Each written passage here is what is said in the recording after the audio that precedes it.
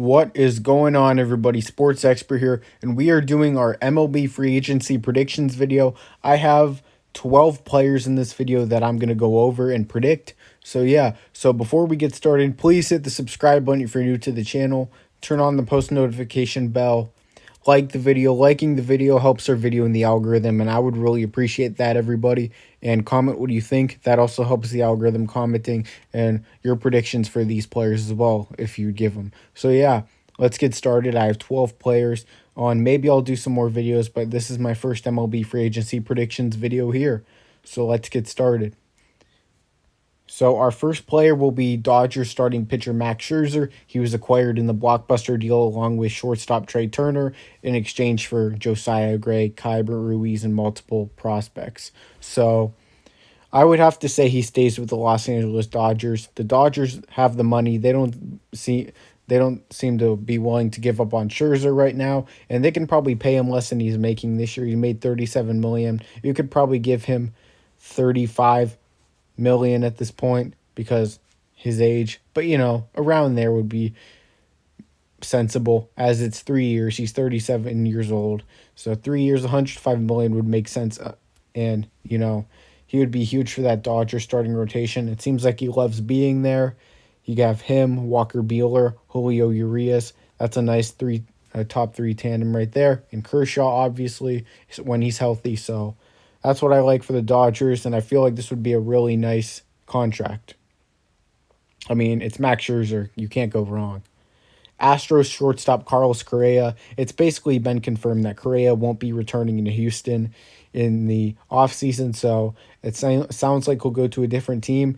And his former manager, A.J. Hinch, is on a different team. He is with the Detroit Tigers, and that is where I'm predicting him to sign. The Tigers have been interesting this offseason because they've announced that they will be aggressive in free agency. Maybe they won't be as aggressive, but I think they're just kind of trying to deceive us, and I think he's going to sign with the Detroit Tigers on a 10-year, $300 million deal, $30 million per year. The Tigers are looking to contend now, and they're looking to end their rebuild. So adding Carlos Correa would make sense here, as they would have a shortstop for the foreseeable future in that infield, along with Jonathan Scope and others. And yeah, I think he'd be a great fit with A.J. Hinch, and he'd bring a lot of veteran presence to this team and help some of the younger guys, the pitchers, some of the outfielders. So I think this would definitely make sense if you're a Detroit Tigers fan. And yeah, so Carlos Correa to Detroit. The Los Angeles Dodgers shortstop Corey Seager. Corey Seager will unlikely be returning to the Dodgers as he's seeking a big contract, and Trey Turner is now there. And they still have Gavin Lux. And a team I see them going after Corey Seager is the Texas Rangers. The Rangers are a team. It was actually reported today that the Rangers are interested in handing out potential long-term deals for these top free agent players, and they have some money to spend this offseason too. So I'm going to say Corey Seager signs with the Texas Rangers on an 8-year, $240 million deal. $30 million per year. It's the same deal as Correa, except it's only 8 years, so they take those 2 years off. They give Correa that deal. I think it's a solid deal. Correa is going to make a lot, and Seager are both going to make a ton of money. So it's basically pick your poison. Who do you think is going to be better? I think Correa is better, but at the same time, Seager will get a nice, decent contract too, and he's very underrated too. As really, you could argue Corey Seager, he's definitely one of the better players in all of baseball, but he's been overshadowed due to injuries and everything. If he's fully healthy, he's very good. The fourth free agent we'll go over is Giants third baseman Kris Bryant. He was acquired by the Giants at the trade deadline, and he was great for the Giants. The Giants seem like they want to keep him, and I have the Giants keeping him actually on a 5-year, $145 million deal. I feel like this is just a fair deal for both sides, and it's just south of $30 million per year. Kris Bryant, he had some up and downs last season where he was very good and very bad. He had some slumps. But he's a guy that's still going to get paid, and the Giants are going to be willing to pay him probably more than any other team. I would be shocked if they let him go, as they are looking to replicate their 2021 success. And yeah, they should just start by re-signing Kris Bryant. The fifth free agent we'll talk about here is Braves first baseman Freddie Freeman. There's been reports coming out that him and the Braves have really not had much dialogue on a contract, and he may hit the open market. But I think at the end of the day, he will stay with the Atlanta Braves on a 7-year, $200 million deal. So I think that would make sense for both sides. Freddie Freeman is 32 years old. He may not get a absolutely massive deal, but at the same time, I think he'll get paid, and the Braves will be the team he pays. Maybe he'll take a team-friendly deal with the Braves because of how much he's loved it there. He's been there basically his whole career, so that would make a bit of sense. And, the Braves are one game away from the World Series, so let's see what happens there. The sixth free agent we'll go over is Rocky shortstop Trevor Story. It's pretty obvious that Story doesn't want to be in Colorado, and both sides are already willing to move on. And the Rockies will get the draft pick as they will offer him the qualifying offer. But I have the Yankees offering him a 8-year, $210 million deal. He won't get $30 million per year. He had a down year, and we don't know how he's going to perform outside of Coors Field for 81 games. So that will definitely be interesting to see. And the Yankees are a team that, a lot of free agents like to go. It's an attractable destination. So, and it's already been announced that they are going to go after a shortstop, Cashman said. And Story is the guy I think they'll go after. They've been interested in him for a couple seasons now, especially since the trade deadline in Story. I definitely think he would be a great fit with the Yankees. Maybe they tried to trade Gleyber Torres, but they really like Trevor Story. He has power, and in Yankee Stadium, he has the ability to hit a ton of bombs. Blue Jays shortstop Marcus Semien. Yes, he did play second base with the Blue Jays, but it seems like Marcus Semien feels more comfortable playing shortstop. And I'm going to go on, this might be one of my bolder predictions in the video, but I'm going to say Marcus Semien actually does not stay in Toronto. I have him signing with the Seattle Mariners, 6 years, $150 million. I'm going to say he signs for $25 million per in Seattle because I don't think the Blue Jays will be willing to pay him a ton of money just due to the fact that on a massive deal, they still have a lot of depth in the farm system. They could easily make a trade for a guy instead. They have Jordan Groshans. They still have Kevin Biggio. They have Aurelvis Martinez now, who's, established himself as a top 50 prospect. So Semien to Seattle would make a lot of sense, and the Mariners have been looking for a top infield player. They were looking at Adam Frazier and Whit Merrifield at the trade deadline, failed to acquire either of the two, so Marcus Semien is the guy they should go after at this point, and I feel like they may. And Marcus Semien, he hits a lot of bombs, 40+. I don't think anyone expected that at all. So, and they can just move J.P. Crawford to second base if Marcus Semien wants to play short.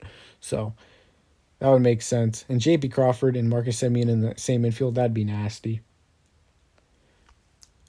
And Blue Jays pitcher Robbie Ray. So Robbie Ray, who probably is the favorite for Cy Young at this point for the Toronto Blue Jays, I'm actually going to say the Blue Jays retain him. And this is going to be one of the larger deals of the video. This will be the largest deal per year money-wise. 9 years, $280 million for Robbie Ray. I just think he's going to get a major deal. He is a starting pitcher. Pitchers are going to get paid. That's the most important part of baseball at this point. And yeah, teams are going to sought after Robbie Ray as he won the Cy Young. I know it's only one great season, but that's really what teams do. They really can't, evaluate players on multiple seasons. So they evaluate players on one season. And that's what teams will do with Robbie Ray, and I feel like the Blue Jays will do the same with their own player. And Robbie Ray seems like a guy that they really like in the clubhouse, and, a guy with a lot of leadership. So definitely a guy they need to keep. Giants pitcher Kevin Gausman. He looked like a Cy Young candidate early in the season in the first half. Then in the second half, he struggled with a 4.77 ERA. Not great. He still had a 3.49 FIP, though. And you know what? This is an interesting prediction. A team that doesn't have a lot of money on the books, but may spend. The Chicago Cubs, they're desperate for pitching. I think they'll keep Kyle Hendricks. So Kyle Hendricks and Kevin Gausman's a nice 1-2 punch. You have them, and you can give Gausman 4 years, $90 million here, and you'd be fine. $22 million per year, around $22.5 million. I don't think he's going to get major bucks just because of his second half, but and his stability to stay consistent, but I think he's definitely going to get a decent contract, and I think the Cubs are a team that would be willing to pay it, and they're an interesting team because there's a lot of teams that could go into full rebuild this offseason, but I feel like have a lot of money to spend, and they may spend some of that, but I don't know if the Cubs will. Maybe, but we'll see. But he would be a nice fit with the Chicago Cubs, and that would definitely make Cubs fans happy. Reds outfielder Nick Castellanos, he will probably opt out of his deal. There's been some rumors that he may not, but I think he will. And a team that I think people should watch out for, and I'm going to say the Philadelphia Phillies. The Phillies may be a team that will be in on Castellanos, a dark horse. Dave Dombrowski is a very aggressive general manager, and yeah, 5 years, 125 million, 25 million per year makes a lot of sense for the 29-year-old outfielder, soon to be 30. So Nick Castellanos, definitely one of the better position players in all of baseball as of late, as over the last 2 seasons. Definitely should get a deal done with some team, AL or NL, and I feel like the Phillies need to try to get a deal done with this guy. I mean, the Reds probably won't be able to re-sign him. Maybe they will. I don't know. We'll see. But anything can happen. But the Phillies really need to try to get a deal done with Nick Castellanos. They are very close to being that playoff team, and they just need that one piece, and Nick Castellanos can be that piece. They have a lot of pieces already locked in, and that payroll, I think Dave Dombrowski is going to want to spend, and without trading any prospect capital. Dodgers outfielder Chris Taylor, he can play all over the field, but I feel like he's the guy that's best suited for the outfield, and yeah, there's a lot of fits for this guy, and Chris Taylor, who made the All-Star team, I really like him. Very good player, and I have him going to the Cleveland Guardians. 4 years, $85 million. The Guardians will have more money this season, formerly known as the Cleveland Indians.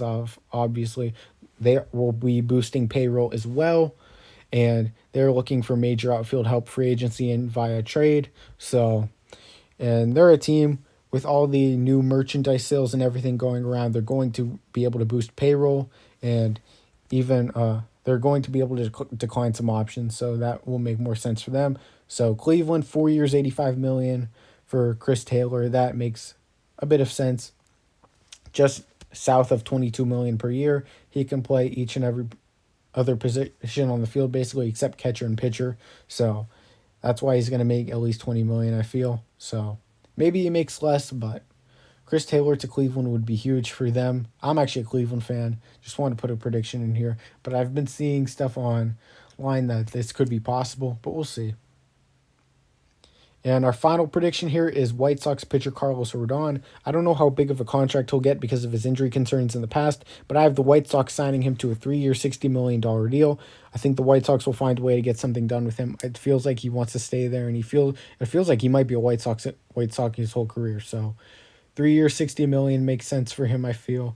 He could get a bigger contract, but because of his injury concerns and everything, I think it'll only be 3 years more of a short-term deal, and the money will be around $20 million.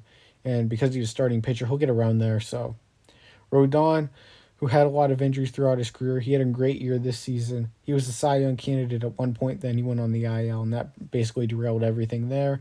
So Carlos Rodon, staying with the White Sox, shouldn't be a surprise here. And yeah, I made the All-Star team. So I appreciate everyone being your sports expert here. Please hit the subscribe button if you're new. If you're an MLB fan, turn on post notifications, like the video, comment what you think. We're going to have a lot of trade proposal videos and everything too, and more prediction videos in the MLB. So I appreciate everyone being here. And even if you're not an MLB fan, there's a lot of other content and other sports I do. So I appreciate everyone being here. Sports expert here. I'm out, guys. Peace.